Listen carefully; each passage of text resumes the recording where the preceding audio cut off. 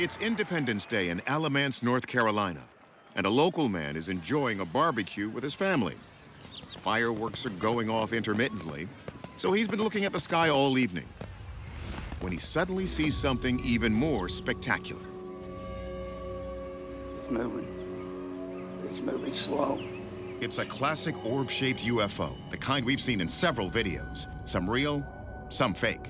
And what makes this footage extra special is that it goes on for more than 8 minutes. God, I wish I had some binoculars. Now look at what happens here at the 6.5-minute mark. Oh, wow. Hey, look at that. Something's coming off of it. Two things are coming off of it. Where is it at? One went up and one's coming down. Where is it? Holy crap, look at this. The orb seems to bifurcate, and seconds later, it splits again.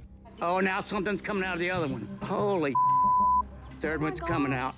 There's 3 different, oh my God, that's crazy. Like other orbs seen around the world, this one had no wings or obvious means of propulsion.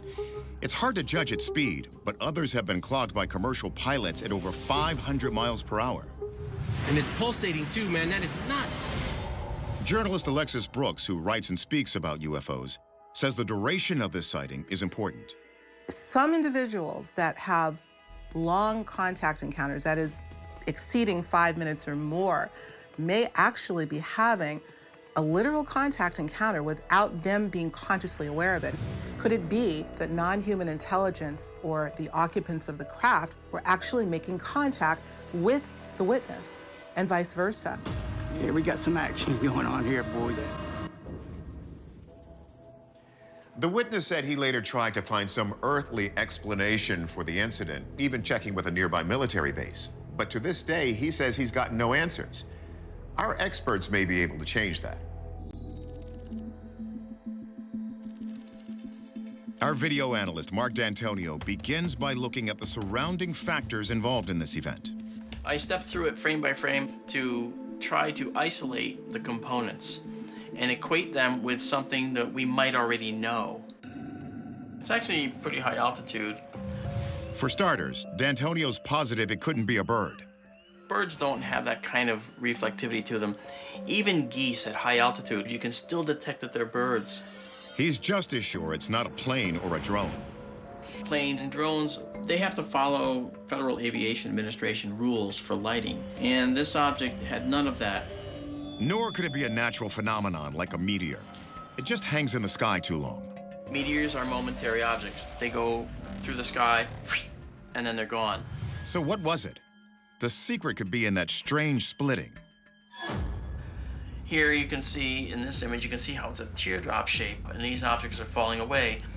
And the object that's way up there has changed brightness tremendously. Now, my thinking takes me down the path of weather balloon. It certainly wouldn't be the first time a weather balloon was mistaken for a UFO. In fact, the government initially claimed it was a weather balloon that caused the Roswell incident. But that still doesn't explain how this thing could split apart and move off in different directions. I would guess that this is a weather balloon where whatever was attached to it broke off.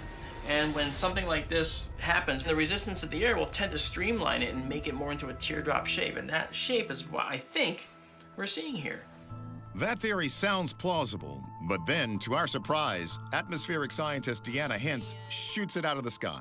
So I do think it's really unlikely that this is any kind of, weather instrument. They come down on a little parachute, and they wouldn't emit light this brightly like this. It doesn't seem to be meteorologically related. You see it, Dean? You see a UFO?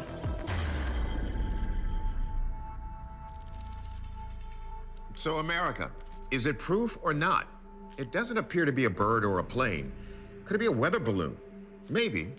But a local weather service later told the witness there were none in the area.